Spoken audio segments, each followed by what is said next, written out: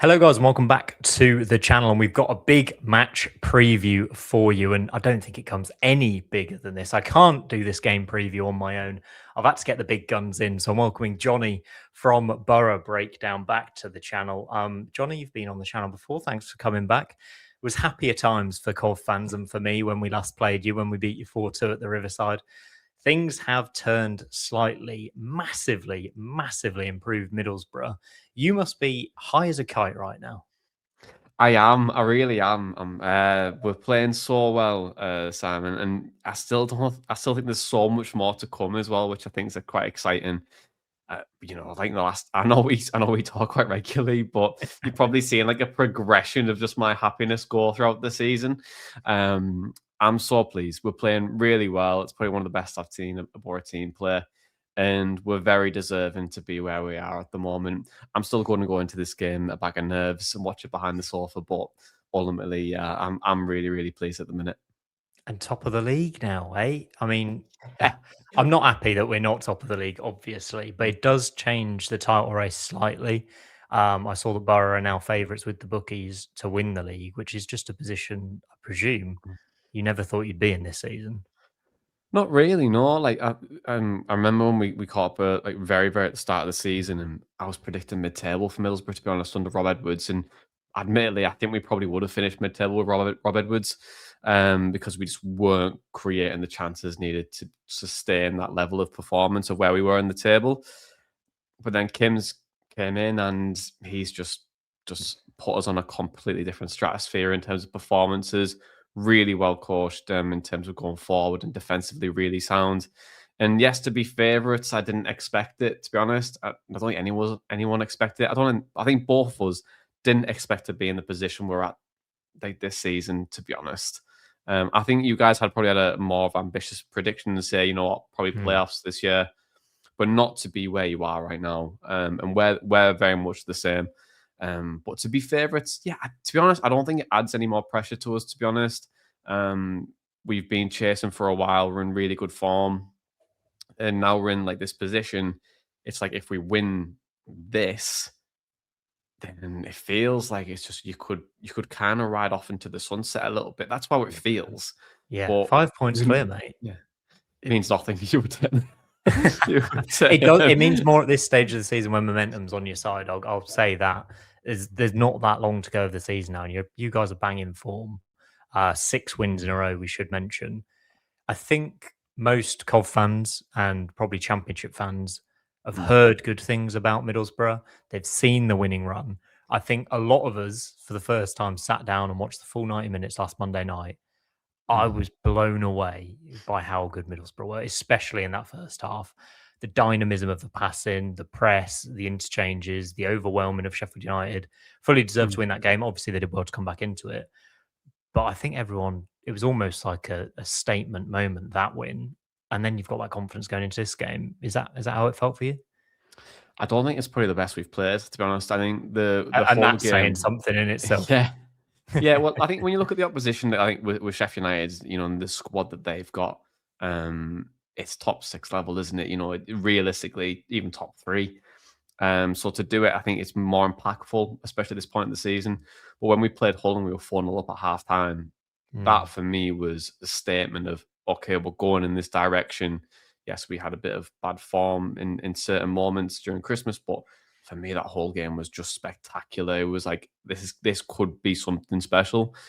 And then when we went through a little bit of a difficult run, it was like, okay, this could be, and we're still doing all the really good things. It just wasn't, for whatever reason, we just couldn't score after 80 shots and we couldn't score. But this run that we're on now, yeah, it's been like we're really strong in and out of possession. And then that first half against Sheffield United, it was like one of those things where as soon as you start to see Sheffield United like be really aggressive off the ball, it was like we want to pick these off, and we did really well. And Adilson Malanda for me has been like really pivotal to all of that, because before teams would just sit in a little bit deep and really compact. So then when Hackney would try and play the ball through or run through, it became quite difficult. But now when your centre back's doing it, people just aren't really expecting Middlesbrough to progress the play really quickly and that direct.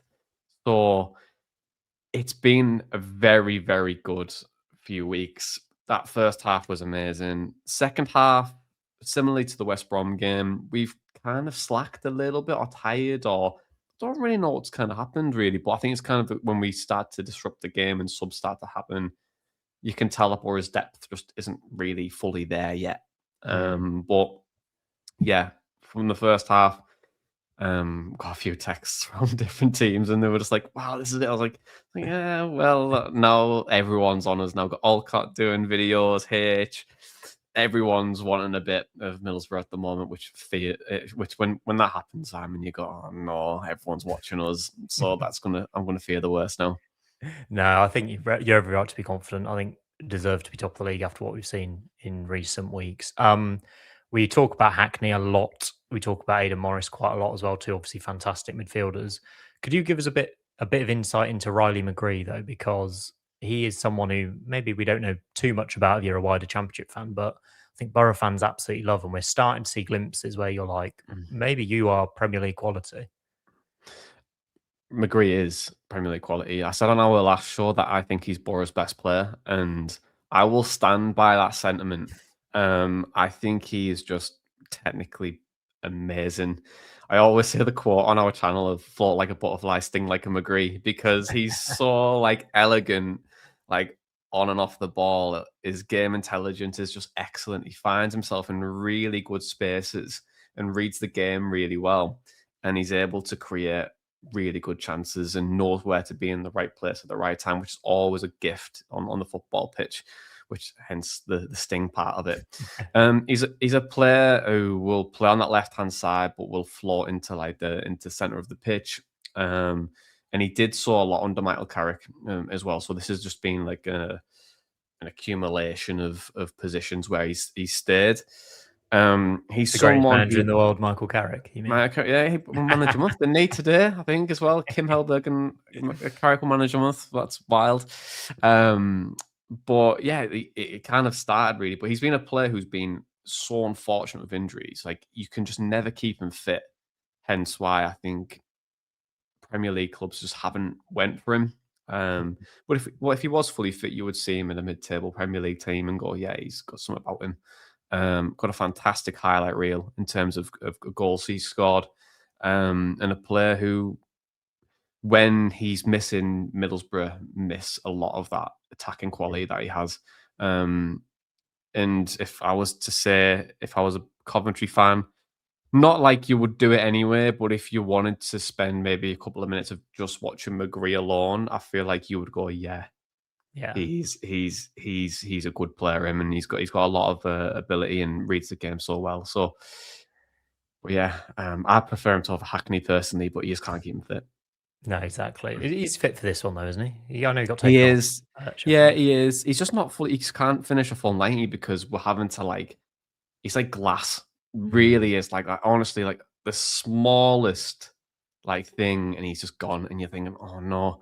But we had to bring Castledine in because when we put Alex Gilbert in there, it doesn't work. It's just Gilbert's a much better player deeper, but we don't have the alternative there. So yeah, it's one of those things when once he goes off the pitch, I notice it a lot. We will come on to our score predictions later on in the show. Please do like and subscribe and get your score predictions for this top of the table clash in the comments as well. Tommy Conway, we should probably talk about as well, because I think 7 goals this season, but 4 in 4 now. Really good finish at Bramall Lane. I feel like Coventry fans will have this thing as well where we're not sure on either of our strikers, Ellis Sims or Hadji, right? They come in and out of the team. We're not sure who's our best striker. I think it was Helberg who said he's arguably Boro's most important player, absolutely crucial to the way you play. Why is that? Off the ball, really, and the runs that he makes. Very, very hard working off the ball. Running, realistically, is kind of his biggest strength, to be honest, which shouldn't really be when you're forward. But he's very selfless, I would say, in that capacity where he's able to trigger everything, bring the team forward, and make things really difficult. I think when we're out of possession sometimes, especially under Carrick, was very much mid-block and very, we'd wait for a certain moment and we'd try and turn the ball over then. Where Middlesbrough, it's all about if you can win it high right now, then you go and win it and you go and create the chance off the back of it. And Conway's the epitome of that, really. Just doesn't stop running from start to finish. His finishing, though, could be a lot better. Like, he's missed plenty of chances this season. You even probably seen against Sheffield United where he just decided to air kick it in the middle of the box and completely missed the block. Honestly, it was like, I was like, oh my God, Conway. But should we go back to the game at the Riverside? Riverside, we probably win that game as well if he scores. So he's just one of those players who will frustrate their living life out of you. But equally, I can understand why it's so important. But then just positionally, he'll play out wide, so then it creates the space for like a Whitaker and a McGree to kind of occupy that central space, or even a Hackney to jump in. So yeah, it's really important to how we play. But for me, he's that type of player who is just selfless and will do the running for the team. I even saw on I think it was a Middlesbrough talk thing in a live show or whatever, that he said his best attribute was finishing, and some of the crowd laughed. And then Luke Ayling said, "I want to shake your hand. Whoever laughed, stand up." Just love that. Yeah. Honestly, love that. He'll probably score, let's be honest, at the CBS. I think that my big thing going into this game is, I know, and I'm sure you know, maybe 9, 10, maybe 11 of Middlesbrough starting 11. You know, it'll probably be Britton, Ayling, Malanda, Target at the back, Bryn in goal, Hackney, Morris, Alan Brown probably in midfield as well, and then Whitaker, Conway, and McGree. Right, as front three. I genuinely, I think I can name 4 Coventry players that might start. That is the shape we're in right now. Rushworth will start in goal. Van Avac will probably start at right back. De Silva will probably start at left back, and Grimes will start in midfield. Other than that, mate, I don't have a clue. And I think this is where Lampard has real issues heading into this game. He changed both centre-backs for the home game against Oxford, dropped Bobby Thomas and Liam Kitchen, who are our probably 2 best centre-backs and would be first choice for most of the season, dropped both of them. And then we keep a clean sheet with Joel Atibodiere and Luke Wolfenden at centre-back. So what does he do now? Does he go back to Bobby Thomas and Liam Kitchen, changing teams that are trying to fight for the title? Or I don't think we're fighting for the title. I think we're fighting for automatic promotion now. Don't change their back 4, and we still don't know what our best back 4 is. I don't know if Lampard probably will stick with the 4-2-3-1. There's a chance he goes to a back 3 and tries to do something completely different, because that did work for him last season at times. But I think you've got a level of consistency in those patterns of play where you know exactly what you're doing, and Coventry don't right now. In terms of the form table, it's 31 points from the last 15 games for Boro now. Top of the form table in that period, which is fantastic. Over 2 points a game gets you promoted. Coventry, 12 points from their last 10 games, which is nearly relegation form. And I know that Boro fans are looking at this going, it's first versus second. But on paper, it's not really. On the form book, you're looking at the best team in the league versus a side that rank pretty poorly right now. So I'm very worried, Jonny. I know Boro fans won't want to get too confident and carried away, especially against Coventry. But you've got to be going into this with a massive load of confidence. No, I'm not. I'm really not. You can say all of that to me, Simon, but I just don't agree. I really don't. It's like I don't think we've ever won at the CBS ever, so that doesn't help. And like I know you were saying, like the 4 players that will probably be definite. I kind of want to know why that is. But for me, I'm just not confident in this list.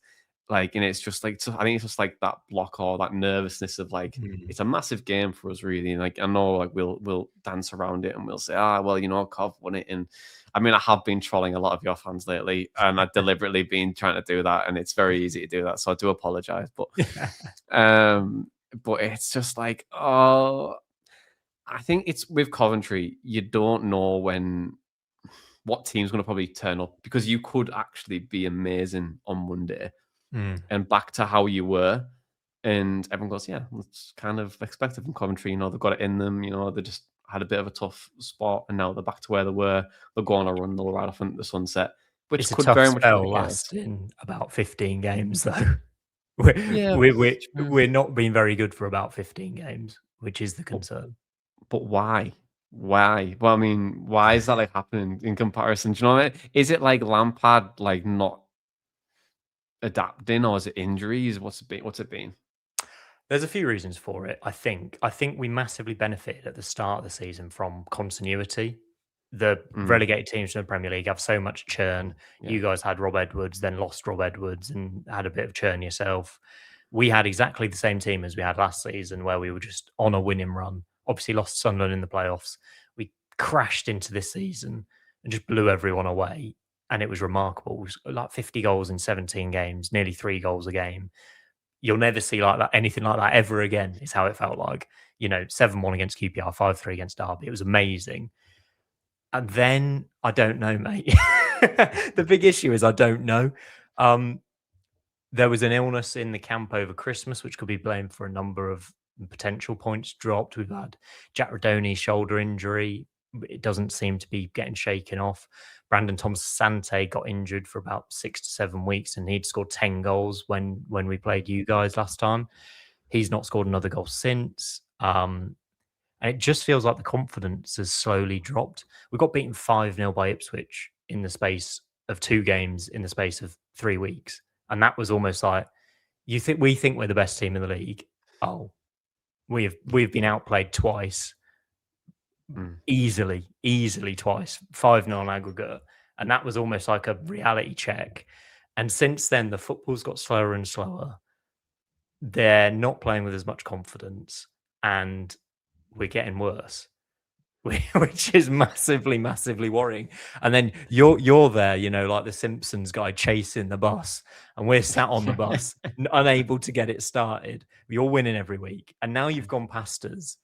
This would be a great mark to put down. And I'd love to say, click your fingers and we're back to the team we were earlier in the season. And we always beat Middlesbrough. We do. But we would be rejecting all evidence over the last 15 games, 2 months of football, to suggest we are now all of a sudden going to be this great team again. Defensively, the centre-backs are a massive concern. How can you not know what our back four is going to be for a game like this?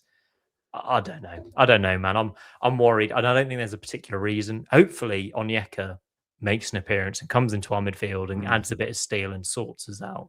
That is a realistic option and could bring a bit of hope for us. But yeah, I'm so unconfident. I'm almost as unconfident as you, which is ridiculous. I think go on, mate. No, I was gonna say it's these type of games, though, isn't it? Where like I think I'm looking at it from like a completely historical standpoint of like, we just never beat Coventry. When we should have really got something at home this year, and we never. But I think with Coventry, I think the forward line for me, when I look at it and I go, Hadji Wright is, on his day, excellent pace. Sakamoto out wide. Like when I look at my target, I'm going, you got rinsed pretty much all of Monday in a bit of pace, not great. Luke Ayling, slow. Molander's very quick in terms of recovery pace, but Callum Britton's not the fast. So it's like little things where I'm looking at, I'm going, maybe we might get caught out a little bit. And also our ability to switch off in games where like it's been like that period of like 65 to 85 minutes, we just seem to like just like say that every time under Hellberg. So stop being fully complete yet. But Coventry only need 5 or 6 minutes, like you shown earlier in the season, where you can score 2 or 3 goals. And I thought that was a really big strength earlier in the season, where your ability just to keep going and get one more and one more and one more. But it sounds like now it feels like we're lucky to get a goal, and if we do, let's not rock the boat, and maybe we won't be as aggressive anymore, which is, I think, it's a bit of a shame, really. Yeah, our issue mainly is away from home in particular. We've scored first and lost the last 2 games away from home. And I think it's happened 5 of our last 8 away games or something ridiculous. At home, we've been superb most of the season. Then we lost to Ipswich at home, which was our first defeat and our only defeat so far at the CBS. But last Saturday, you're thinking Oxford at home, such a kind fixture. Couldn't beat them, couldn't break them down. They went down to 10 men, still couldn't score.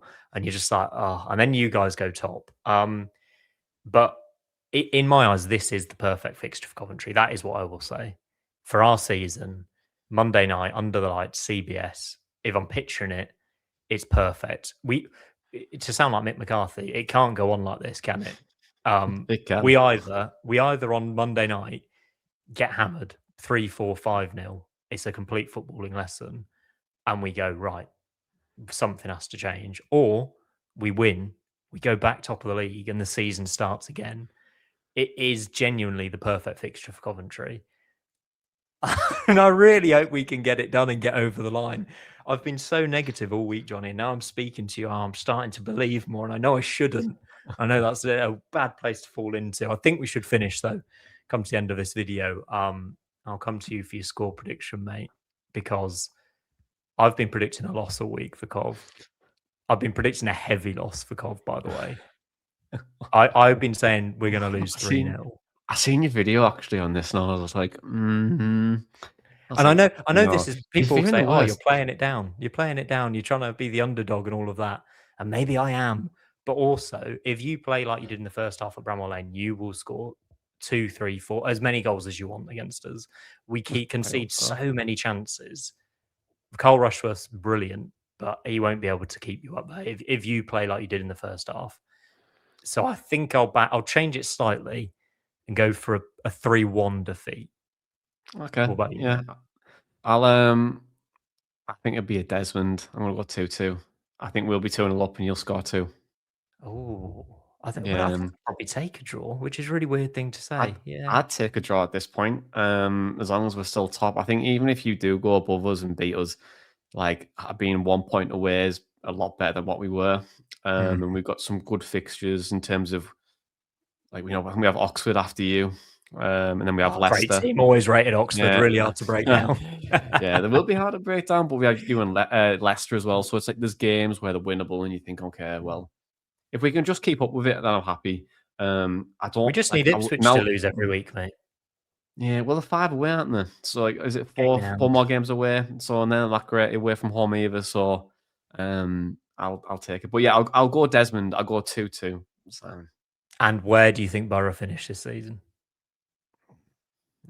I think you win the league. I honestly think you win the league, and I think I'm not. If you win on Monday, it's like pretty much cantering off into the sunset. Yeah. If you avoid defeat and you stay top, I think you've got the easiest fixtures out of us, Ipswich and Boro. I think you've got the easiest fixtures. I think you'll win the league, and I think I'm desperate for us to finish second. Honestly, yeah, it's only right if me and you go up together. It's only right. And on Valentine's Day we meet again. Oh, Valentine's Day weekend. Sorry, we meet again. I know it's just we're just a match made in heaven, aren't we? But yeah, I think I echo that sentiment. I'm going to admit it. Yeah, I think if we beat you on Monday, I think we win the league. Yeah, awesome. Right, thank you, Jonny from Boro Breakdown, for joining me. We're going to do a video over on his channel as well, so check that out. Please do get your score predictions in the comments down below. Will Cov be able to turn their season around on Monday night, or will Boro extend their winning run to 7 games in a row? Imagine that, and go 5 points clear at the top of the league. We'll be back with another video this weekend, and I'll probably do a reaction to this game as well on Monday night. Thanks for joining me again, Jonny, and we'll see you next time.